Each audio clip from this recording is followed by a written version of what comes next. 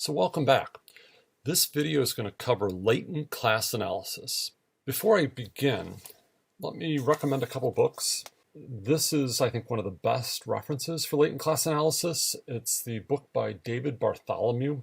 There's actually a second edition of this book that updates it, but the chapter on latent class analysis is largely the same. Of course, Everett's book on cluster analysis is also a very good reference for this topic. So first off, what does latent class analysis do? Think of latent class analysis as being a lot like Gaussian mixtures, except that the class conditional distributions are going to be Bernoulli trials or multinomial distributions. So in other words, this is cluster analysis when you've got categorical observed variables. Now, if you understand Gaussian mixtures, I think you're going to find latent class analysis to be pretty easy. There are fewer things to worry about, and the interpretation is very simple. So if you haven't watched the Gaussian mixture videos, make sure you've done that, because I'm going to assume that you have. The way I'm going to handle this is to start out with what's called binary latent class analysis, where all of the observed variables are binary. So they're either yes or no. Then we'll move on to talk about the more general multinomial case. We're going to assume that we have p binary variables. Just as with Gaussian mixtures, we have p numerical variables. We're going to use the exact same notation as Gaussian mixtures. So xi is going to be a row vector for observation I. We have p measures on that. The only difference is that each of those measures will take the values 0 or 1. We'll continue to assume that there are k unobserved classes of people, and we're going to let random variable y be some latent variable that indicates the class membership of some person. So as with Gaussian mixtures, the prior distribution gives us the distribution of this random variable y. I'll use eta sub k to give us the probability of belonging to class little k, where these etas have to sum to 1. This is going to be a constraint, and an implication of this constraint is that we really only need to estimate big K minus 1 of these etas, since if we take 1 minus the sum of K minus 1 etas, we get the remaining eta. So if we're going to be counting parameters, we've got big K minus 1 etas to estimate. As with Gaussian mixtures, the class conditional distribution describes the distribution of an x given class membership. So think of this as the probability of x given that I know you're from cluster K. One thing that's different is that with Gaussian mixtures, this was a PDF, it wasn't a probability. For latent class analysis, these really are probabilities. One of the most complicated aspects of using Gaussian mixtures is choosing the covariance matrix.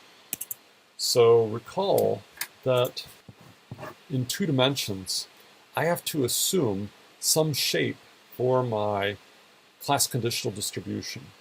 So for example, they could look something like this. And what I've meant to do here is to give us something with a positive correlation. So within this cluster, the observations are positively correlated. And I've also tried to draw it where sigma 1 is greater than sigma 2. So sigma 2 is the standard deviation in this direction. Sigma 1 is the standard deviation in this direction. And I tried to rig it so that there was a bit more variation in this direction than in this direction.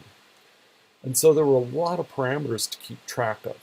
We yearned for very simple covariance structures that were round.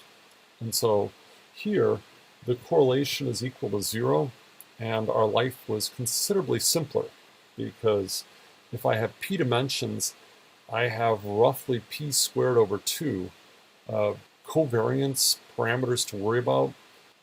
If I assume all those covariance parameters are 0, I have a much more parsimonious model.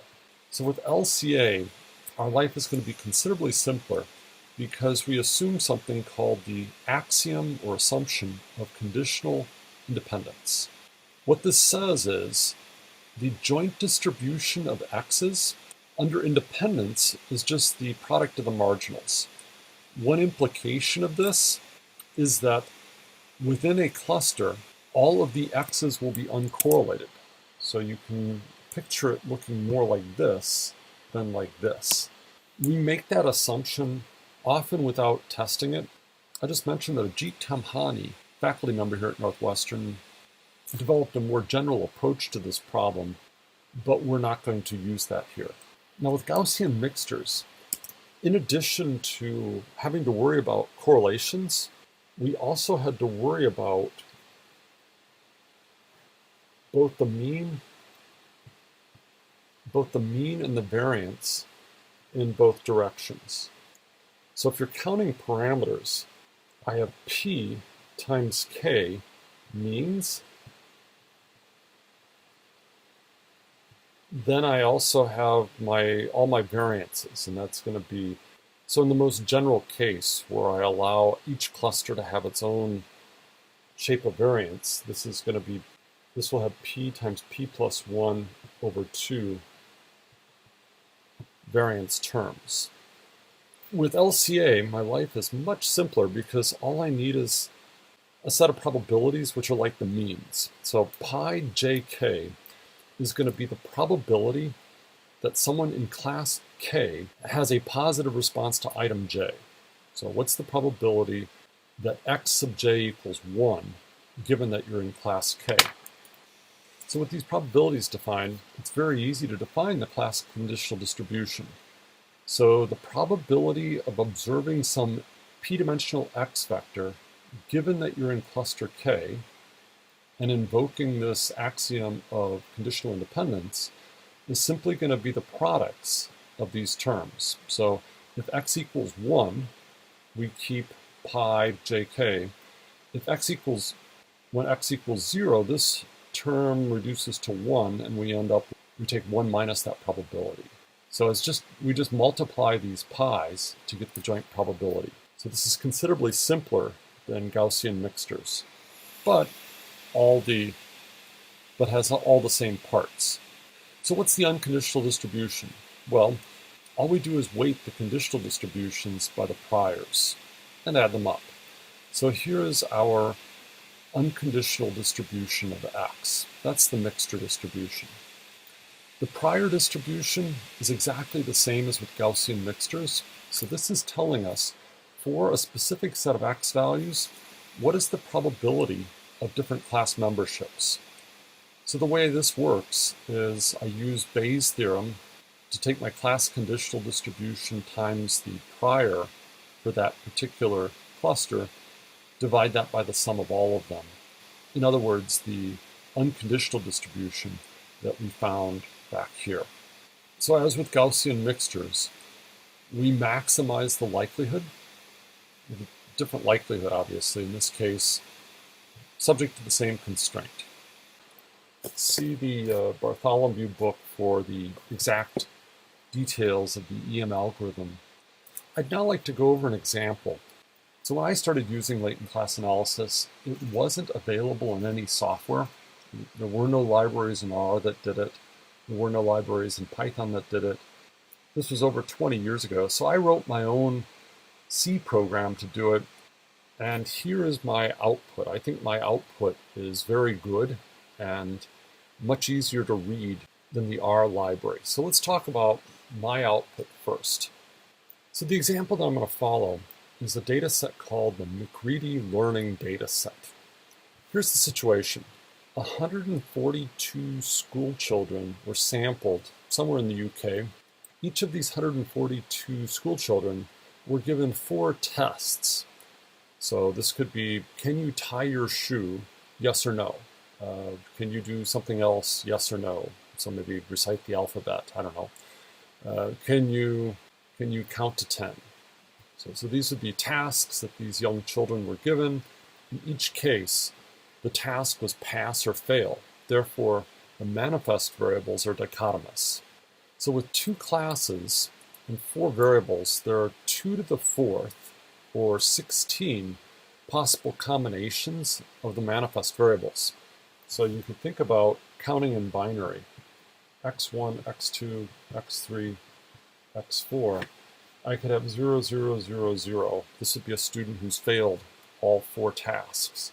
0, 0, 0, 1, 0, 0, 1, 0, all the way through 1, 1, 1, 1, and there would be 16 total rows in this matrix.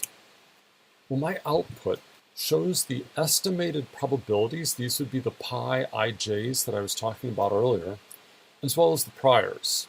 So let's go through my questions here. Describe the 2 classes.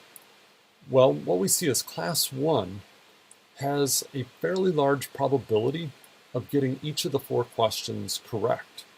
So for example, the probability that someone who's in cluster 1 gets task 1 correct is about 75%. Someone in class 0, on the other hand, only has about a 21% chance of getting task 1 correct.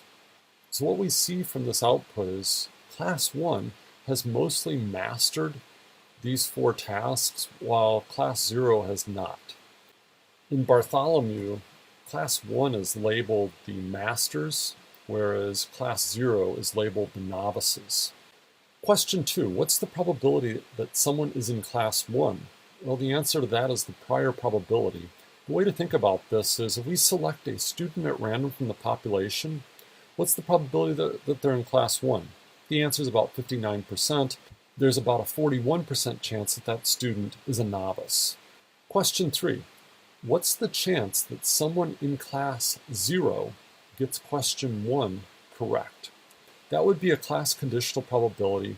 The answer is about 21%. Question 4, which of these 4 questions are difficult versus easy? Clearly, question 3 is the most difficult because even the masters only get it right about 43% of the time. If you're a novice, you only get it right about 1.8% of the time. I'd say that question 1 is probably the easiest because even the novices get it right about 21% of the time, while the experts get it right about 3/4 of the time. Question 5, what's the probability that a master gets questions 1 and 2 correct, but gets questions 3 and 4 wrong? In order to answer this, we need to use the axiom of conditional independence. So let's go write out what we're asked to find. What it says is, what's the probability that x1 is equal to 1 and x2 is equal to 1 and, okay, question 3, this person misses, and question 4, this person misses, all given that the class is 1. Well, under independence, this is going to be pi 1, 1. So this is question 1, class 1, times pi 2, 1, times 1 minus pi 3, 1, times 1 minus pi 4, 1. So I just went over and copied the numbers from the output. We can drop those in, work it out, and get the answer. In the next slide, I give the posterior probability estimates. So as I mentioned earlier, there are 16 possibilities. I give the complete posterior distribution for those 16 possibilities. So this first row is for a student who gets all 4 questions right. Given that I've gotten all 4 questions right, there's a 0.9999 chance that I am a master and only a 1% chance that I'm a novice. Alternatively, what if I get the first 2 questions right and the second 2 questions wrong? Well, in that case, there's a 91% chance I'm a master and about a 9% chance that I'm a novice. So let's go look at my questions. What's the chance that someone who gets all 4 questions right is in class 1? Well, I guess we just answered that. There it is. To which class would you assign this person? Well, you'd almost certainly call that person a master. What is the chance that someone who only gets question 2 correct is in class 1? Well, I think that's this row. What you're going to see is the 2 probabilities are pretty close to each other. There's a 47% chance this student's a master, a 53% chance this person's a novice, Unlike k-means, which would make a hard assignment, we can reflect our uncertainty with different posterior probabilities.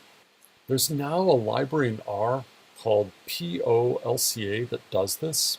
I find the syntax a little bit awkward, so here's the way I would estimate the McCready using POLCA. The fitted object has a list of class conditional probabilities, and what you'll see is these class conditional probabilities are exactly the same ones that my software gave us. There's also a component of this list giving the prior probabilities, same log likelihood, and it also stores the posterior probabilities for us. Well, what if there are more than 2 possible values for each of my x variables? So in general, let's say that xij, so this is going to be the value for person I, variable j, has c sub j possible responses. My notation is going to get more complicated then, because I'm going to need to describe c sub j minus 1 probabilities for each of my classes and variables. So we're going to have c sub cjk is the probability that a person in class K answers question J in category little c, where little c takes the values 1 through big C sub j. With this more complicated notation, everything else is the same. So my class conditional distributions are simply the products of these. My unconditional distribution is the same, so I weight by the prior distribution. The posterior is the same. The log likelihood is the same, but now I've got an extra set of constraints. So I don't need to estimate all c sub j of these. I just need to do c sub j minus 1 and subtract it. So as an example of this, I'd like to walk through a problem that I worked on as an extension of the newspaper example that we spent a lot of time discussing with k-means. That newspaper example had 2 variables. So how much time do you spend with the newspaper, and how many sections do you read? We decided to analyze additional aspects of consumers' reading behaviors. So instead of just having overall time, we broke it out by time with the Sunday paper versus time with other weekday papers, the frequency of reading, so how many days per week do you read, and how completely do you read. We then put each of these into 3 bins. So weekday time could be very low, moderate, high. Sunday time likewise. The one exception was Sunday frequency was dichotomous. So then the question is, are there different types of readers? So this table summarizes the output from our analysis. We ended up with 9 different clusters. So those go across in the columns. The posterior probabilities are shown in the first row. These posterior probabilities would all sum to 1. So we can say, for example, if we pick a person at random, there's a 21% chance that person is of type 1. There's a 28% chance that person's of type 2. Inside the table, we have the class conditional probabilities. So if you're in class 1, there's basically a 100% chance that you are a heavy reader in terms of your weekday time. So WD is weekday. Cluster 2, though, has a 95% chance of being a non-reader during the weekdays. Cluster 1, you're going to see, has a very high probability of being pretty high on Sunday time, 95% chance of being very high on weekday frequency, almost 100% chance that they read on Sunday, high probability of high weekday completion and Sunday completion. So we would say cluster 1 is a heavy reader. Cluster 2, on the other hand, you're going to see doesn't read much, high probability they don't read on Sundays, high probability they don't have very high weekday frequency, high probability that there's no Sunday frequency, likewise with completion. So we would say cluster 2 is the complete non-reader. You're going to find other combinations of selectives and skimmers among these other clusters. The next page gives a couple sentences about each cluster, capturing their key aspects. So that concludes our discussion of latent class analysis. I'll just mention that there's a commercial package called Latent Gold. Latent Gold allows you to mix and match numerical and categorical variables. It also does a lot more. If you get into latent class analysis, you want to explore Latent Gold because it does a lot more than any of the libraries for R or Python.